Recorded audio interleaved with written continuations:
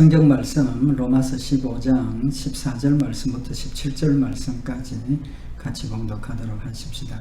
내 형제들아 너희가 스스로 선함이 가득하고 모든 지식이 차서 능히 서로 권하는 자임을 나도 확신하노라. 그러나 내가 너희로 다시 생각나게 하려고 하나님께서 내게 주신 은혜를 인하여 더욱 담대히 대강 너희에게 썼노니 이 은혜는 곧 나로 이방인을 위하여 그리스도 예수의 일꾼이 되어 하나님의 복음의 제사장 직무를 하게 하사 이방인을 제물로 드리는 그것이 성령 안에서 거룩하게 되어 받으심직하게 하려 하심이라. 아멘. 우리 그동안 14절 말씀을 통해서 로마교회 성도들이 하나님의 말씀 가운데서 믿음으로 강건하고 또 하나님 말씀을 순종하고 또 능히 서로 권면하면서 하나님의 몸된 교회를 세워가고 또 본인들도 신앙으로 성숙한 그런 모습이었다는 사실을 사도 바울이 인정한 그런 내용을 우리가 상고를 했습니다. 오늘 여기 15절에 있는 이 말씀은 그렇게 훌륭한 믿음의 생활을 잘 감당하고 있는 로마교회 성도들이 낙심하지 않고 또 넘어지지 않고 계속해서 더 믿음 안에서 아름다운 모습으로 자라갈 수 있는, 그래서 그리스도의 장성한 분량이 충만한 자리까지 믿음이 자랄 수 있는 한 가지 중요한 방법을 소개하는 내용입니다. 결론부터 먼저 말씀을 드리면 로마교회 성도들의 그런 훌륭한 신앙생활을 계속해서 유지하고 더 크게 성장하고 성숙할 수 있는 방법은 예수 그리스도의 사랑, 하나님이 우리에게 베풀어 주신 은혜, 구속의 놀라운 축복을 기억하는 것이라는 사실을 말씀을 하고 있는 겁니다. 오늘 여기 15절에 보면 그러나 내가 너희로 다시 생각나게 하려고, 그러나 그랬습니다. 지금 로마교회 성도들이 믿음 안에서 잘 성장하고 또 믿음 안에서 모든 일들을 잘 감당하고 있지만 내가 너희로 다시 생각나게 하려고 뭔가를 한 가지 더 다시 생각하도록 하겠다는 겁니다. 생각하도록 하겠다. 그 생각하도록 하는 그것이 뭐냐 하면 하나님이 주신 은혜라는 겁니다. 이제 결론부터 말씀을 드린 것처럼 그 하나님의 은혜를 우리가 기억을 하고 그 은혜가 내 마음속에 감사가 되고 기쁨이 되고 하나님을 사랑하는 열매가 되면 그 사랑 때문에 우리가 죽기까지 충성할 수 있고 또 죽기까지 순종할 수 있는 그런 열매가 있다는 사실을 알기 때문에 그것을 기억하라는 겁니다. 그래서 사도 바울이 하나님께서 내게 주신 은혜를 인하여 더욱 담대히 내가 대강 너희에게 썼다. 사도 바울이 지금 사도의 역할을 감당하는 이유가 하나님의 은혜 때문이라는 사실을 밝히고 있는 겁니다. 이것이 왜 로마교회 성도들에게 중요한 의미가 되느냐 하면 로마 교회는 사실은 교회가 세워진 것이 사도들이나 사도 바울이 가서 복음을 전하고 또 교회를 세운 것이 아니라 어떻게 보면 자생적인 교회입니다. 로마 교회의 그 설립 배경을 성경에서는 구체적으로 명시를 하지는 않았지만 그 설립 배경을 우리가 볼 수 있는 부분이 있습니다. 사도행전 2장에 보면 그 근거를 우리에게 제시를 하고 있는데 오순절날이 되었습니다. 오순절날이 되면 이스라엘 백성들 3대 절기 또 하나님께서 주신 그 절기를 지키기 위해서는 하나님께서 각 지역에 흩어졌던 모든 남자 장정들 예루살렘에 모여서 절기를 지키라고 명령을 하셨죠. 그래서 이스라엘 백성들은 그런 절기 때가 되면, 큰 명절이 되면 예루살렘으로 모이게 됩니다. 근데 오순절날이 되어서 사도행전 2장 5절에 보면 경건한 유대인이 천하 각국으로부터 와서 예루살렘에 우거했다. 경건한 유대인들, 그러니까 하나님 말씀 가운데 믿음을 열심히 하나님을 섬기는 그런 사람들, 신앙이 좋은 사람들이라는 거죠. 그 유대인들은 천하 각국으로부터 예루살렘으로 모였다는 겁니다. 각 지역이 아니라 천하 각국입니다. 왜 그렇습니까? 그때 로마가 그 나라를 지배하던 이런 시절이었기 때문에 이스라엘 백성들도 로마의 지배하에서 예루살렘 또 이스라엘 나라 안에만 산 것이 아니라 나라가 없어진 그런 상황이 되어서 각국으로 다 흩어졌다는 겁니다. 심지어 로마라는 지역까지, 로마 나라까지 가서 사는 그런 상황이 되었다는 거죠. 그래서 사도행전 2장 10절에 찾아온 유대인들이 지역을 지금 소개를 하고 있는데, 부르기아, 밤불리아, 애국, 또 리비아, 여러 지방에서 사는 사람들이 왔다는 겁니다. 또 특별히 로마는 구체적으로 기록을 하고 있는데, 로마로부터 온 나그네, 곧 유대인과 유대교에 들어온 사람들. 여기 로마로부터 온 사람들은 구체적으로 지금 두 부류로 나누고 있습니다. 하나는 유대인, 하나는 유대교에 들어온 사람들. 유대인이라는 건 혈통적인 유대인이죠.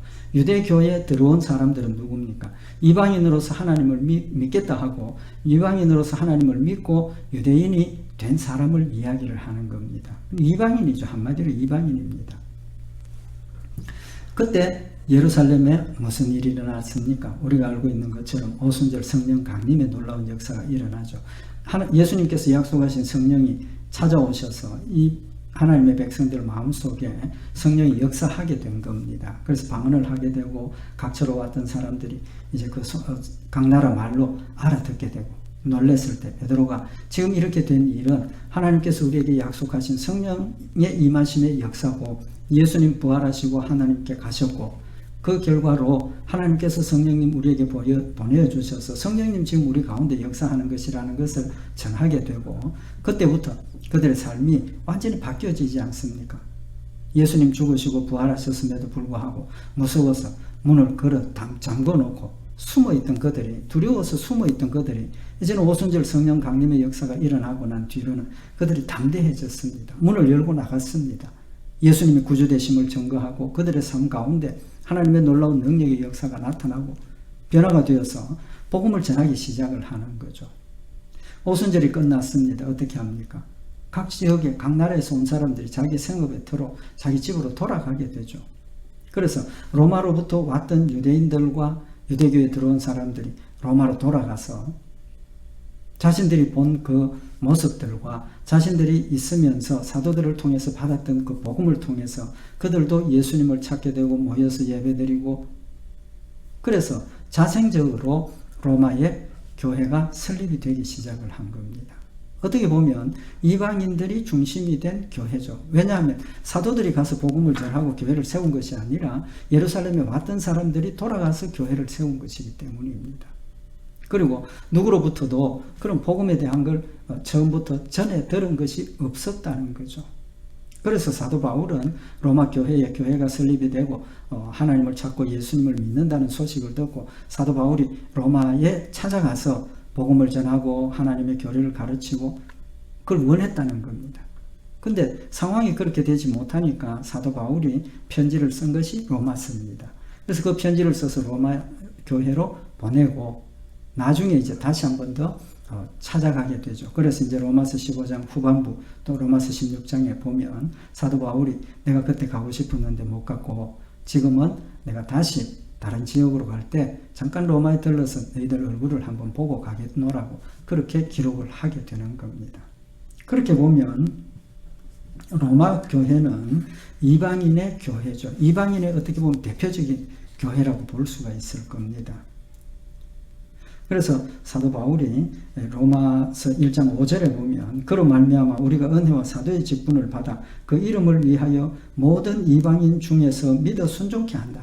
사도 바울이 자신의 사도직의 사명을 이야기를 하면서 자신은 유대인들에게 아니라 이방인의 사도로 세워져서 이방인들에게 복음을 전하게 함을 받아서 모든 이방인 중에 믿어 순종케 한다. 이방인들의 복음을 전하게 되었는데 로마서 1장 6절에 너희도 그들 중에 있다라고 언급을 하고 있는 겁니다. 너희도 그들 중에 있다. 그들은 누굽니까? 이방인으로서 예수 믿는 사람들 이야기를 하는 거죠. 그래서 사도 바울이 로마 교회가 이방인의 교회의 대표성을 띈 그런 교회라고 보고 있다는 겁니다. 그럼 이 의미가 뭐냐 하면 앞에서 로마서 15장 1절에서 쭉 말씀을 상고했던 것처럼 하나님께서 구원하기로 작정하신 그 택한 백성들의 범위가 혈통적인 유대인이 아니라 이방인들에게도 이미 열려 있었다는 사실을 앞에서 증거했던 것처럼 지금 로마 교회가 예수 믿게 되고 로마 교회가 설립된 것이 유대인으로서가 아니라 이방인으로서 하나님께서 그들의 마음속에 복음을 주시고 예수를 믿게 하셔서 교회를 설립하게 하셨다는 그 사실이 이제까지 상고했던 이방인들도 처음부터 택한 백성의 범주 속에 있었고 처음부터 약속 가운데 있었다는 사실을 확실하게 지금 증거하고 있다는 겁니다. 하나님의 은혜와 사랑이라는 거죠. 그 하나님의 은혜와 사랑으로 구원받았으니까 그 하나님의 은혜와 사랑을 우리가 다시 한번 마음에 새기자는 뜻에서 이 말씀을 하게 되는 겁니다. 그러면서 자신이 예수 믿고 사도가 된 것은 이방인이 예수 믿고 하나님의 백성이 된 것보다 더 극적인 하나님의 사랑과 은혜라는 사실을 통해서 하나님의 주신 은혜와 사랑이 얼마나 귀하고 아름다운 것인가를 다시 한 번 더 깨우쳐 주고자 하는 그런 목적이 있다는 겁니다.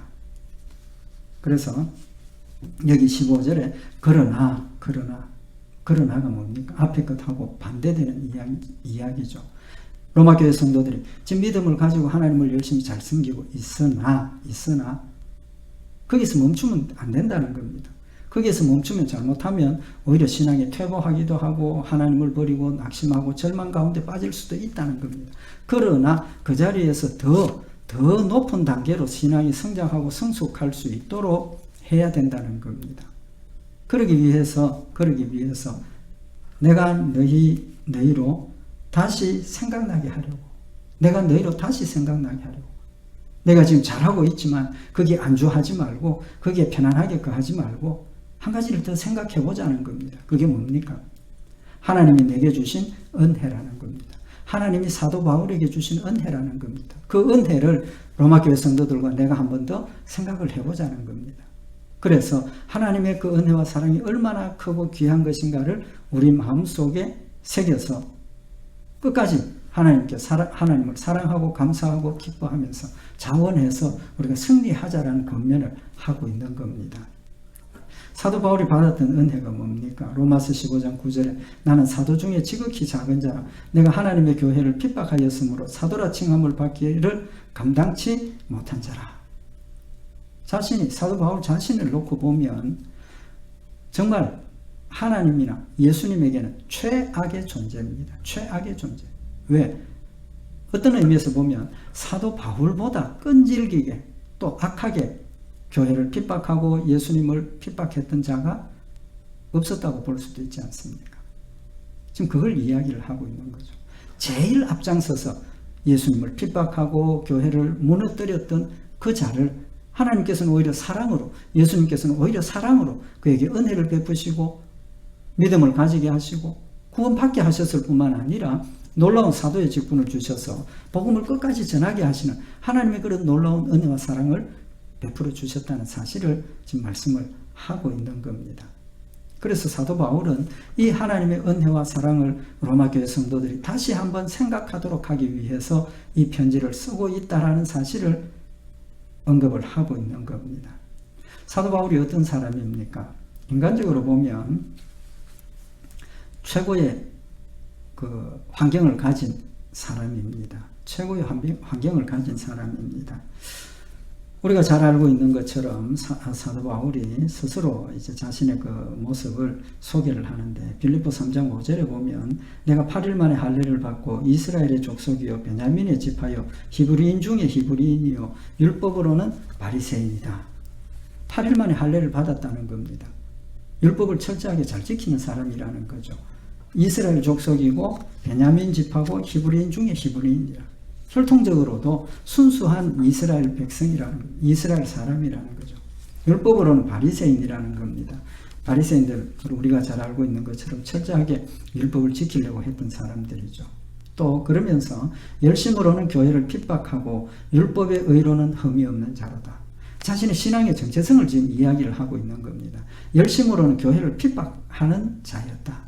또 율법의 의로는 흠이 없다. 율법의 의로는 흠이 없다 하는 것은 율법이 하라 하신 대로 하지 말라 하신 대로 다 명령대로 순종을 다 했다는 겁니다. 얼마나 철저하게 신앙생활을 했는가 하는 걸 알 수가 있고, 열심으로는 교회를 핍박하는 사람이다.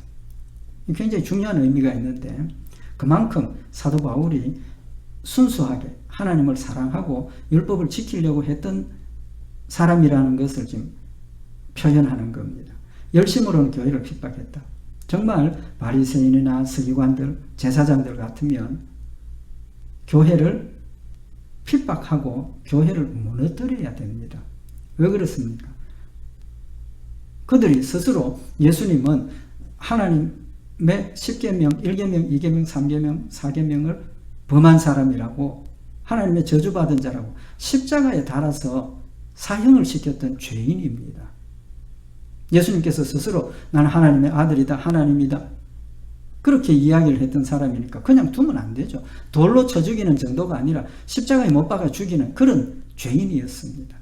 그렇다면 그를 추종하고 그를 믿는 사람들 놔두면 안 된다는 거죠. 정말 그들의 마음속에 하나님에 대한 열심이 강했다면 사도 바울처럼, 사울처럼 일어나서 교회를 핍박하고 끝까지 교회를 하지 못하도록 막았어야 한다는 거죠.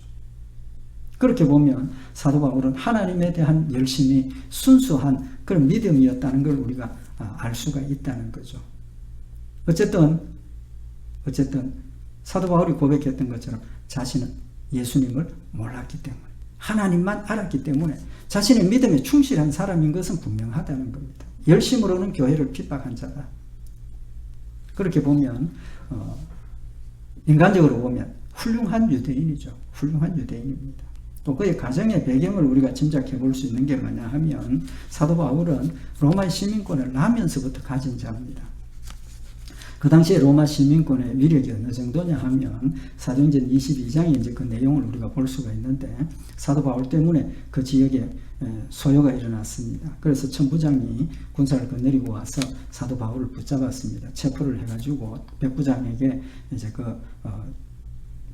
묶어서 채찍으로 때리고 신문해보라고, 무슨 죄가 있는지 신문해보라고 묶었습니다. 사도 바울이 천부장에게 나 로마 시민인데, 로마 사람인데 죄도 정치 않고 재판에서 나를 죄를 선고하지도 않고 이렇게 묶어서 채찍질하는 게 되느냐? 안 된다는 거죠. 그래서 백부장이 놀래서 이제 천부장에 가서 이야기를 하니까 천부장이 바울에게 와서 너 로마 시민이냐, 로마 사람이냐? 그렇다. 그러니까 천부장이 난 로마 시민 돈 주고 됐는데 너는 어떠냐? 사도 바울은 나는 나면서부터 로마 시민이다. 놀라서 두려워서 풀어주었다는 겁니다. 그만큼 로마 시민권의 위력이 크다는 거죠. 어느 지역에서든지 보호받을 수 있는 그런 위력이 있었다는 겁니다. 그러면 천부장은 돈 주고 샀다 그랬습니다. 사도 바울은 나면서부터 로마 시민이라고 그랬습니다. 나면서부터 로마 시민권을 가졌다는 뜻이 뭡니까? 부모 때부터 로마 시민이라는 거죠. 그렇다면 그런 가지기 어려운 시민권을 가진 가정에서 자라났고 태어났다는 것은 그 가정이 재력도 있고 뭐 사회적으로 높은 지위에 있었다는 걸 우리가 짐작해 볼 수 있죠. 그렇게 보면, 인간적으로 보면 사도 바울은 참 요새 말로 금수저죠. 금수저. 신앙적으로도 혈통적으로도 참 최고의 어떤 그런 믿음을 가진 그런 사람입니다. 근데 인간적으로 보면 어떻습니까? 최고의 사람이지만 하나님 입장에서 보면 어떻습니까? 예수님의 입장에서는 어떻습니까? 최악의 사람이죠. 최악의 사람입니다. 제일 앞장서서 예수 믿는 자를 핍박했던, 또 최초의 순교자인 스데반을 순교하게 만드는 일에 제일 앞장섰던 사람입니다. 그래서 사도행전에 보면 이 스데반이 돌로 맞아 죽을 때 정인들 앞에 서서 정인을 했던 그런 사람이라는 것을 우리가 볼 수가 있죠. 뿐만 아니라 사도 바울은 공부도 많이 한 사람입니다. 공부도 많이 한 사람입니다. 그래서 가말리엘 문화에서 내가 수업을 했다. 그 가말리엘이라는 사람 참 훌륭하고 존경받는 그런 스승이었고 학자였습니다. 그런 인간적인 조건을 가졌지만 이제 말씀드린 것처럼 최악으로 하나님을 대적하고 하나님을 핍박했던 사람이었다는 겁니다. 그래서 갈라디아 1장 14절에 보면 내가 내 동족 중 여러 영갑자보다 유대교를 지나치게 믿어 내 조상의 유전에 대하여 더욱 열심히 있었다. 어쨌든 하나님에 대한 열심은 확실했다는 걸 우리가 인정을 해야 되는 거죠. 그래서 사도 바울이 어느 정도로 교회를 핍박했느냐 하면 예루살렘에 있던 그런 성도들을 예수를 믿지 못하도록 박해를 하다가 스데반을 죽이게 되죠. 그리고 이제 사도행전 8장 3절에 보면 스데반만 죽인 것이 아니라 사울이 교회를 잔멸할세 각 집에 들어가 남녀를 끌어다가 옥에 넘기니라. 대표적인 스데반만 죽인 게 아니고 예수 믿는 성도들을 이제 없애야 되겠다. 잔멸. 그래서 집집에 다니면서 예수 믿는 성도들을 붙잡아 가지고 옥에 가두게 되죠. 그러니까 두려우니까 다 흩어졌으니까. 다 흩어졌습니다. 그래서 사도행전 8장 4절에 보면 그 흩어진 사람들이 두루 다니며 복음의 말씀을 전했다. 예루살렘을 떠나서 각 지역으로 도망가서 거기서 복음을 전하게 되니까 복음이 땅끝까지 전파되는 중요한 계기가 된 그런 일도 있습니다. 어쨌든 예루살렘에 있던 교인들이 다 흩어지고 더 이상 예루살렘에 예수 믿는 사람 잡아서 처형할 일이 없으니까 다음 단계가 어딥니까? 아유 이제 됐다. 그게 아니고 끝까지 쫓아가서 예수 믿는 사람을 막아야 된다는 거죠. 그래서 사도행전 9장 1절에 보면 사울이 주의 제자들을 대하여 여전히 위협과 살기가 등등하여 대제사장에게 가서 다메섹 여러 회당에 갈 공문을 청하니 이는 만일 그 돌을 쫓는 사람을 만나면 물론 남녀하고 결박하여 예루살렘으로 잡아오려 함이라. 끝까지 쫓아가서 예수 믿는 사람 잡아가지고 가두고 교회를 막아야 되겠다는 그런 열심이 그에게 있었다는 것. 정말 하나님께는 최악이죠. 예수님께는 최악의 사람입니다. 그렇지만 하나님은 그를 찾아오셨지 않습니까? 인간적으로는 훌륭했고 율법적으로는 완벽한 사람이지만 하나님 입장에서 보면 예수님을 몰랐기 때문에 사울로 있을 때는 최악의 사람이었습니다. 인간적으로 생각하면 그부터 처형을 하고 지옥으로 보내버려야 교회가 부흥하고 성장하고 성도들이 편안할 수 있는 그런 존재였다는 거죠. 그럼에도 불구하고 하나님께서 그를 처형하지 않으시고 어떻게 하셨습니까?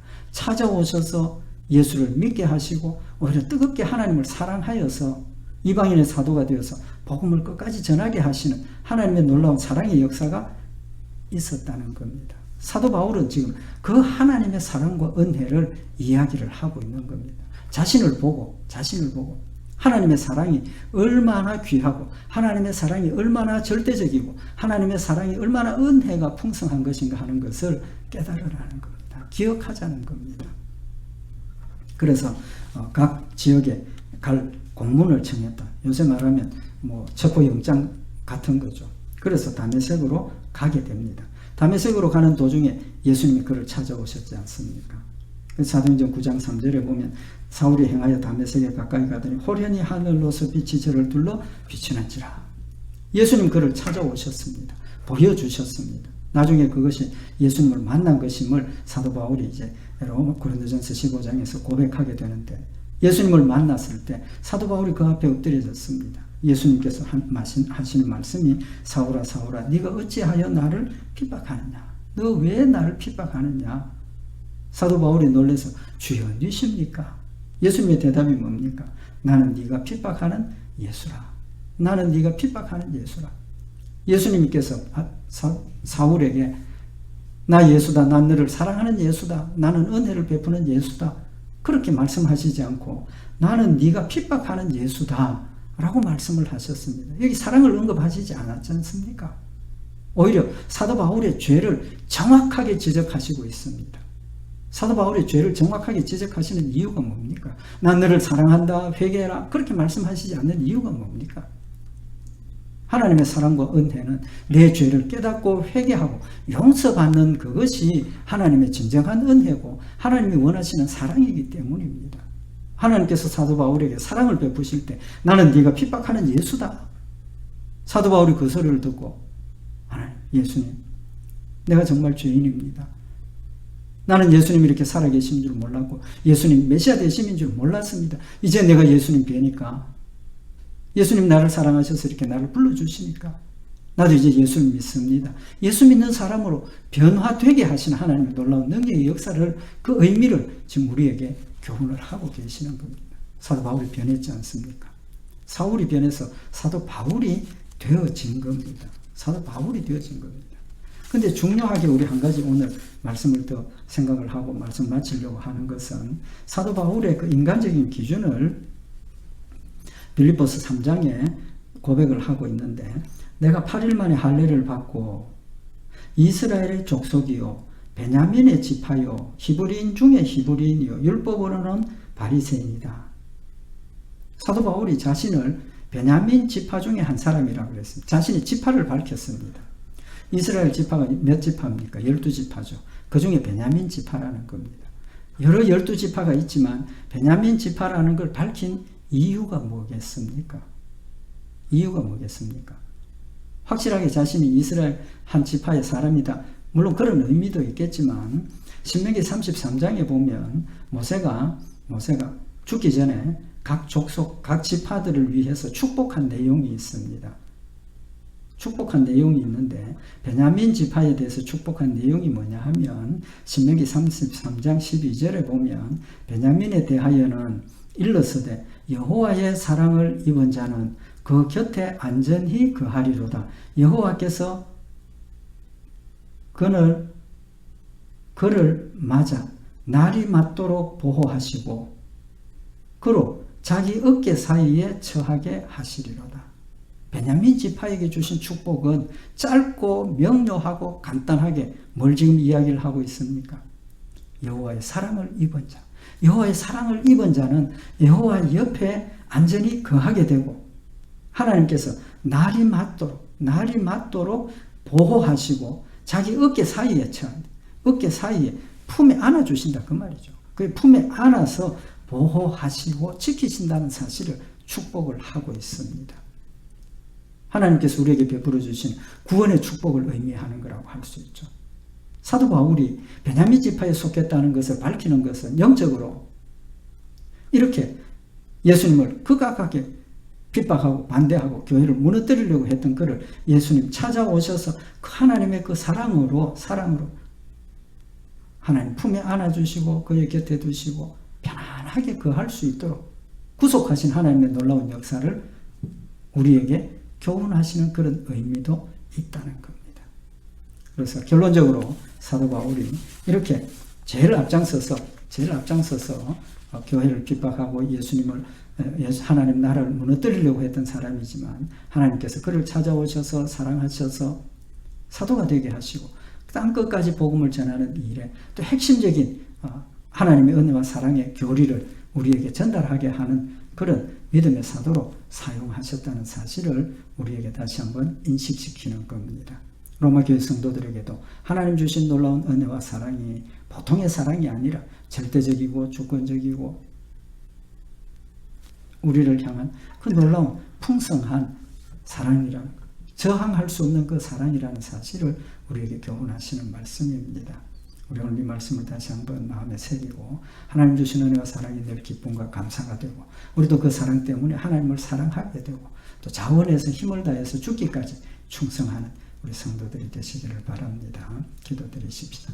사랑의 하나님 아버지, 우리를 사랑하셔서 하나님 은혜로 주의 백성 되게 하시고 또 성령님들 우리 가운데 역사하시고 지키셔서 하나님 말씀 순종할 수 있도록 성리케 인도하시는 놀라운 하나님의 사랑을 이 시간 다시 한번 마음에 깨닫고 새기는 시간이 되게 하시고 그 사랑을 힘입어서 우리도 하나님을 뜨겁게 사랑하며 힘을 다하여 충성하고 헌신하며 우리 영의 사람이 그리스도의 장성한 분량까지 충만하게 자란 복된 역사 있도록 주님 축복하여 주시옵소서. 늘 함께 하시고 지키실 주님 믿고 감사드리오며 우리 주 예수 그리스도의 이름으로 기도드리옵나이다. 아멘.